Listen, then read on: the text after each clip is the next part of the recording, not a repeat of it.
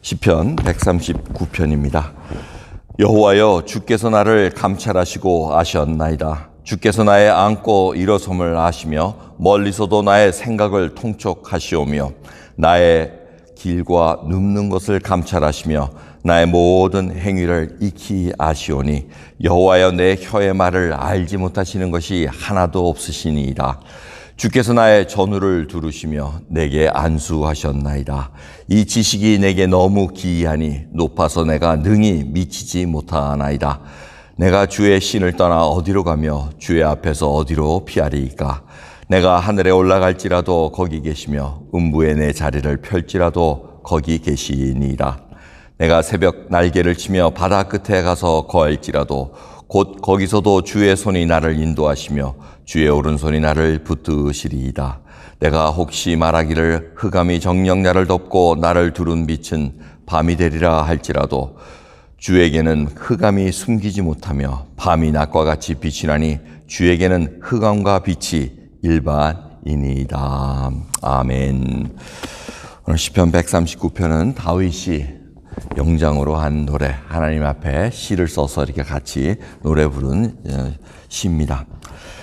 이 줄거리는 뭡니까? 요지는 바로 하나님의 전지하심에, 무소부지하시고 전지하심에 자기가 놀랬다는 겁니다. 하나님을 피해서는 어디로 갈 수 없다. 어디에도 숨을 곳이 없고 하나님 모르시는 것이 없다는 것이 오늘 말씀의 요지입니다. 우리의 앉고 서는 것, 눕는 것, 자고 일어나는 것, 먹는 것, 생각하는 것 다 알고 계십니다. 그래서 139편 1절에 보면 주께서 나를 감찰하시고 하셨나이다. 이 감찰했다는 단어가 굉장히 소중합니다. 이 감찰했다는 것은 이 금속을 캐듯이, 땅속에 있는 금속을 캐듯이 이렇게 다 캐내가지고 밝혀낸다는 것을 의미하고 있습니다. 그러니까 하나님께서 우리 마음에 동기도 아시고 계획도 아시고 말한 것도 아시고 행한 것도 다 알고 계시다는 겁니다. 그러기에 이 다윗은 거기에 놀랬다는 겁니다. 하나님을 피해서는 갈 곳이 없고 하나님의 그 전지하심에 자기가 능히 너무 놀라서 얘기할 수가 없다는 것을 얘기하면서 7절에 내가 주의 신을 떠나 어디로 가며 주의 앞에서 어디로 피하리까. 여러분 정말 그렇습니다. 우리는 하나님을 피할 길이 없습니다. 하나님 앞에 장중에 있는 자로서 우리가 하루하루 살아간다는 것입니다.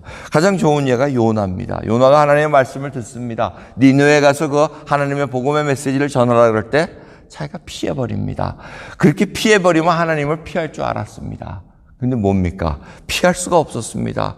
반대편으로 도망가고 배를 타고 도망갔으나 그것도 돈까지 허비하면서 배에 싹쓸 주고 도망갔으나 거기서도 피할 길이 없었습니다. 그래서 자기가 죽기를 각오하고 바다에 들림을 받아서 던졌으나 또 하나님께서 물고기를 예비하셔가지고 또 맡은 바 소명을 감당할 수 있게끔 자기의 마음을 바꿉니다. 그리고는 하나님의 뜻대로 전파하면서도 심중에는 순종하면서도 자기 마음속에는 나의 고집을 버리지 못합니다.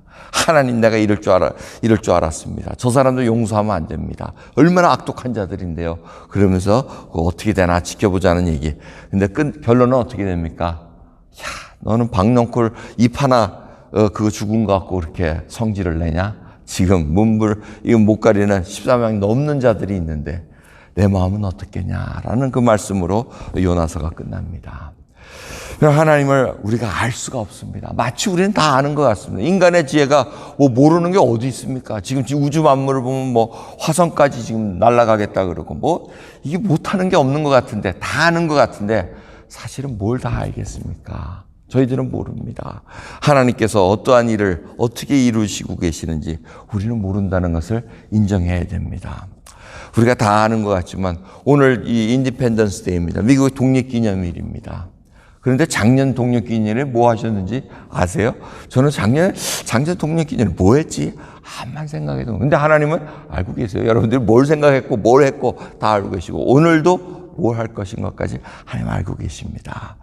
이 독립기념일 지날 때마다 우리는 생각해야 됩니다. 미국 땅이 영국의 왕정, 그 독재를 피하기 위해서 그 싸움을 일으킨 겁니다. 전쟁을 하고 필라델피아 광장에 모여서 13개의 대표들이 거기서 인디펜던스를 디클레어하고 선언을 하고 이제 시작을 했던 것을 우리가 알 수가 있습니다. 자유를 정말 억압받는 그 상황 속에서 자유가 선포됐을 때 자유를 정말 하나님 앞에 간직하기 위해서 얼마나 많은 인명들이 또 죽어갔는지 우리들이 한번 생각해야 됩니다. 그러면 이 다윗의 139편은 참 귀합니다. 내 말씀을 이렇게 먼저 보면은, 뭐라 그럽니까? 내 장부를 지으시고, 13절부터 계속 연결해 보시면, 모태에서 나를 조직하셨네. 하나님께서 나를 창조하신 것이 더 얼마나 귀한지. 그래서 17절 보시면은, 하나님이여 주의 생각이 내게 어찌 그리 보배로우신지요. 그 수가 어찌 그리 많은지요. 하나님의 그 모략과 이 모든 것들이 얼마나 위대하고 많은지 자기가 깜짝깜짝 놀란다는 겁니다. 다윗은 인생을 통해서 하나님을 알아가는 인생이었습니다. 그러기에 오늘 본문 말씀의 5절을 보시면 주께서 나의 전후를 두르시며 내게 안수하셨나이다. 이 말 뜻이 뭡니까? 전후를 두르셨다는 것은 병사들이, 군인이 한 성을 둘러싸가지고 꼼짝달싹 못하게 압박해오는 그 과정을 얘기하고 있습니다. 그러니까 하나님께서 나를 그냥 앞뒤로 쫙 보호하시면서 나로 하여금 하나님의 길을 끌고 가신다는 겁니다. 그래서 내게 안수하셨다는 것은 은혜를 베푸셨다는 것입니다. 여러분 오늘 인생을 한번 또 다시 살펴보면은 하나님께서 나를 압박하시면서 하나님의 길로 그냥 끌고 가신다는 겁니다. 나는 하기 싫은데 하나님께서 그냥 압박해서 끌고 가심으로 말미암아 은혜를 베푸셔서 감당하게 만든다는 겁니다. 자, 그 원수를 사랑할 수 있는 마음. 정말 우리는 못합니다. 우리는 죄악에서 출생했다고 다윗이 그렇게 고백하지 않습니까? 그런 와중에서도 하나님께서 끌고 가셔서 나중에는 하나님을 깨닫고 하나님의 이 전지하심과 무소부지하심과 전능하심을 그냥 감탄하면서 고백할 수밖에 없다는 겁니다. 우리의 태도가 바로 그렇게 변해야 된다는 것입니다. 여러분 고집 부려봐야 하나님 앞에 교만한 눈을 뜨고 하나님 앞에 아무리 자기가 잘났다고 해봐야 하나님 앞에서는 정말 아무 소용없는 것을 우리가 다시 한번 깨달을 수밖에 없다는 것입니다. 그래서 겸손한 자로서 하나님 앞에 쓴다는 것입니다.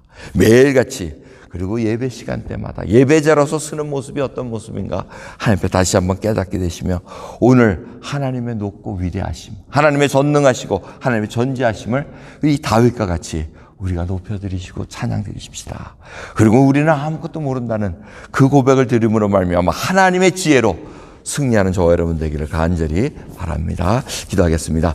하나님 아버지 감사합니다. 오늘도 귀한 토요일 새벽 미국에서는 독립기념일이라고 저희들이 축제를 벌입니다. 불꽃놀이를 합니다. 주님, 그냥 불꽃에 수놓은 그것을 잠깐 바라보고 환호하는 저희들이 아니라 영원을 바라보는 저희들로서 하나님의 그 능력을 다시 한번 감탄케 해 주시옵소서. 하나님의 그 지혜를 감탄케 해 주시옵소서. 아버지, 저희들 구원받은 것을 생각할 때마다 십자가를 통해서 악이 선한 결과를 낳을 수 있다는 것을 다시 한번 깨닫게 해 주시옵소서. 우리가 어떤 상황에 있는가, 악한 상황에 있고 악에 놓여 있을지라도 주님께서는 분명히 그 악을 병쾌하여 선한 결과로 만들 수 있는 능력의 하나님이시고 전지의 하나님이시기에 오늘도 다 하시는 주님께 맡겨드립니다. 주님 인도해 주시옵소서. 감사드리며 우리 주 예수 그리스도의 이름으로 기도드리옵나이다. 아멘.